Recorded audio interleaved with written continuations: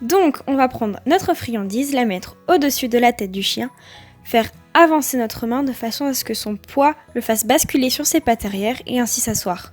Au fur et à mesure des séances, on peut enlever la friandise. On utilisera alors un leurre.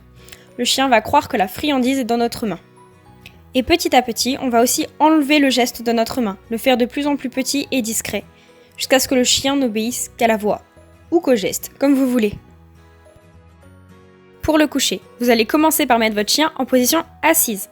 Ensuite, avec votre main qui tient la friandise, vous allez passer devant le nez du chien et aller jusqu'au sol, tapoter au sol, pour qu'il vienne justement sentir la friandise et ainsi se coucher.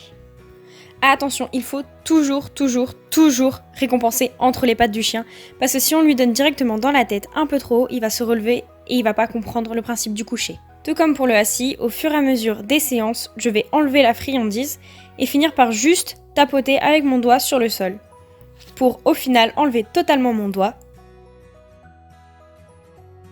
Pour le fait le mort ou le pan, vous mettez votre chien en position couchée. Vous allez positionner votre index et votre majeur dans le cou du chien et exercer une très légère pression pour le faire basculer sur le flanc.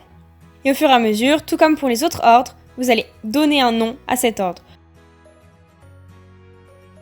Pour le salto, vous avez été un nombre incalculable à me le demander, donc le voici. Vous commencez par vous asseoir par terre le plus bas possible.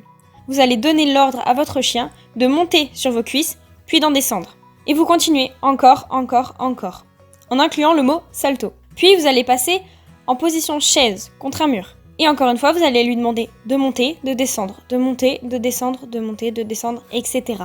Puis au fur et à mesure, vous allez vous relever. Et continuer à demander cet ordre-là, salto, salto, jusqu'à vous tenir complètement droit. Et Koda a associé le salto à une double tape, parce que lors de l'apprentissage, je lui ai enseigné comme ça. Et petit bonus de la vidéo, je vous montre le tour qu'on est actuellement en train d'apprendre, le croise. Pour ceci, il faut que votre chien sache déjà donner la patte. Donc pour Koda, je lui demande de me donner la patte, et moi-même, je viens lui amener à croiser. Au fur et à mesure, je n'ai plus qu'à lui tapoter la patte pour qu'il la croise lui-même. Voilà au point où on en est. J'espère que cette vidéo vous aura plu et vous aura aidé dans l'apprentissage de tours à votre chien. N'hésitez pas à me dire en commentaire quels sont les tours dont vous voulez des tutoriels. Vous pouvez trouver en barre de description notre Instagram ainsi que notre page Facebook. N'hésitez pas à partager la vidéo si elle vous a plu et vous a aidé. C'est toujours cool de savoir que notre travail plaît. Et on se dit à jeudi prochain. Salut!